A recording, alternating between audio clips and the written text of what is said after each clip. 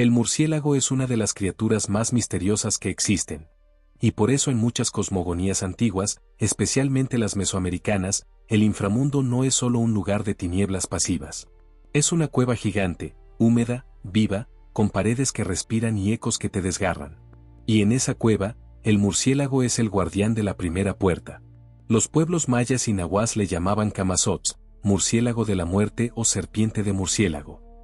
No era un animal cualquiera, era una deidad, un señor del lugar sin luz, habitante de Xibalbá, el inframundo maya. Se le representaba como una criatura antropomorfa con cabeza de murciélago de nariz afilada, garras en vez de manos, y un aliento que apestaba a podredumbre y sangre seca. Su morada era la casa de los murciélagos, una de las pruebas fatales que los héroes gemelos Hunahpu e Xbalanque debían superar. ¿Y qué pasaba allí? ¿Quién entraba? Debía pasar la noche encerrado dentro de un aposento lleno de estos seres. Los murciélagos normales no atacan, pero estos sí. Llevaban cabezas cortadas como pelotas de juego.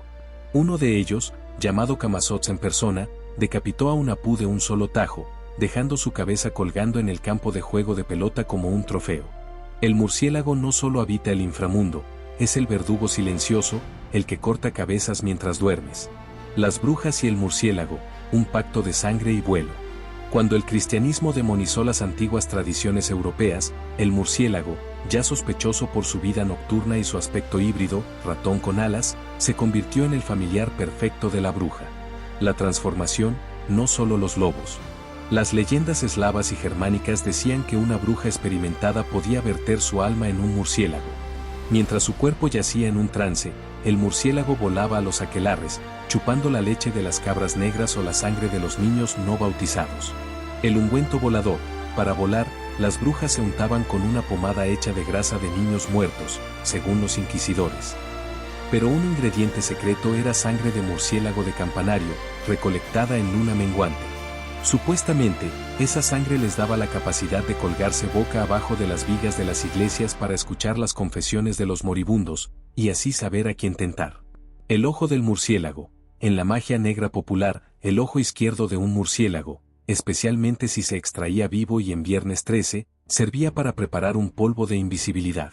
Si lo soplabas hacia una vela negra, podías caminar entre tus enemigos sin que te vieran, pero cada vez que lo usabas, tu sombra se volvía un poco más pequeña, hasta desaparecer. Y sin sombra, decían, tu alma ya no te pertenece. Creencias oscuras y olvidadas. Aquí van 3 joyas sombrías que no suelen contar. El murciélago que chupa el aliento, tradición catalana y andaluza, no es vampiro de sangre, sino de aliento. Se posa sobre el pecho del durmiente, no como una pesadilla sino como un verdadero animal, y poco a poco inhala el aire caliente de sus pulmones. La víctima despierta ahogándose, con marcas moradas en el esternón. Si esto ocurría 3 noches seguidas, la persona amanecía muerta con expresión de terror, los labios fríos como el vientre de una cueva. Los murciélagos como almas de bautizados mal, folclore vasco en algunas valles de Navarra, se decía que los niños que morían sin ser bautizados no iban al limbo, sino que se reencarnaban en murciélagos pequeños, ciegos y temblorosos. Por eso, nunca debes matar un murciélago que entra volando desorientado a tu casa. Podría ser tu propio hermano muerto antes de nacer, buscando una gota de agua bendita para descansar. Si lo matabas, su chillido lastimero quedaría grabado en los muros de la casa para siempre. La Orden del Murciélago Silencioso, leyenda medieval de Transilvania, cuenta que antes de Drácula, existió un noble llamado Kovache el Sordo, que perdió el oído en una guerra contra los otomanos. Al volver a su castillo, descubrió que su esposa lo engañaba con su mejor amigo. No pudiendo oír sus risas, los mató a ambos y, en un ataque de locura, se cosió los párpados abiertos y se colgó boca abajo en la torre más alta, vistiendo una capa de piel de murciélago. Esperó toda la noche. Al amanecer, ya no era un hombre. Era el primer Strigoi, vampiro, que no necesitaba morder, solo posarse sobre los techos y enviar pesadillas silenciosas, tan silenciosas que la víctima no sabe de dónde viene el terror hasta que ya es demasiado tarde. Una última, la más inquietante, la cosecha de los colgantes.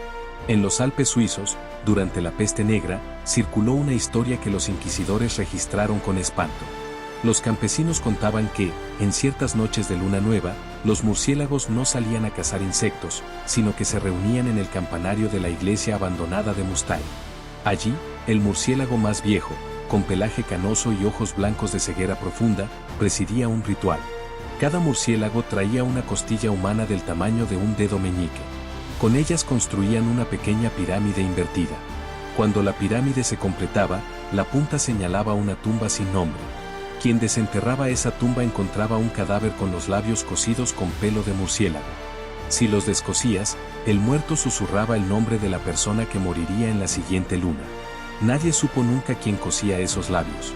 Pero los ancianos del lugar aún cruzan los dedos cuando un murciélago pasa rozando su oído, y repiten aprisa: no soy yo, busca otra casa.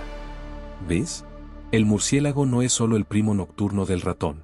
Es el arqueólogo del inframundo, el que escucha los ecos de los huesos rotos, el familiar que las brujas prefieren porque no hace ruido al llegar, y porque, cuando extiende sus alas, parece una grieta en la realidad por donde se cuela la muerte a sorbos silenciosos.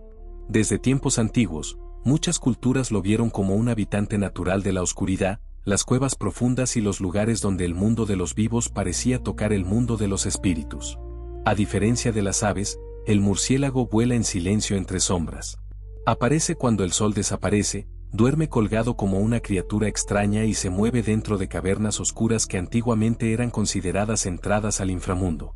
Por eso, en muchas leyendas, el murciélago terminó convirtiéndose en símbolo de lo oculto, lo desconocido y la transformación. En la antigua Mesoamérica existía una figura aterradora y fascinante llamada Camazotz. Era un ser mítico relacionado con la noche, los sacrificios y el inframundo.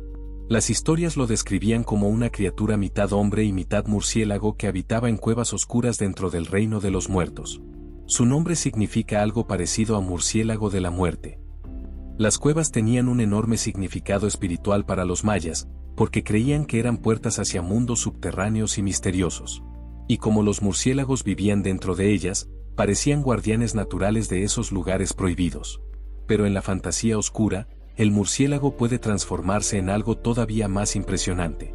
Imagina un gigantesco murciélago ancestral colgado en el techo de una cueva infinita. Sus alas parecen hechas de humo negro y estrellas apagadas. Cuando abre los ojos, brillan como lunas rojas dentro de la oscuridad absoluta. No vuela batiendo las alas, simplemente se desliza silenciosamente, como una sombra viva. Las leyendas fantásticas dicen que algunos murciélagos del inframundo pueden escuchar los pensamientos humanos. Otros absorben recuerdos antiguos escondidos en las cavernas. Y existen relatos imaginarios sobre murciélagos espectrales que guían almas perdidas entre túneles eternos iluminados por cristales azules. También hay algo curioso: aunque mucha gente los relaciona con el miedo, los murciélagos reales son importantísimos para la naturaleza. Muchos polinizan flores nocturnas, dispersan semillas y ayudan a mantener vivos bosques enteros. Eso hace que el murciélago tenga una doble imagen muy poderosa: criatura oscura del misterio, y al mismo tiempo guardián silencioso de la vida nocturna. Quizá por eso el murciélago sigue siendo tan fascinante en los mundos de fantasía. Porque cuando lo imaginas atravesando una tormenta bajo una luna roja, parece una criatura nacida exactamente entre el miedo y la magia.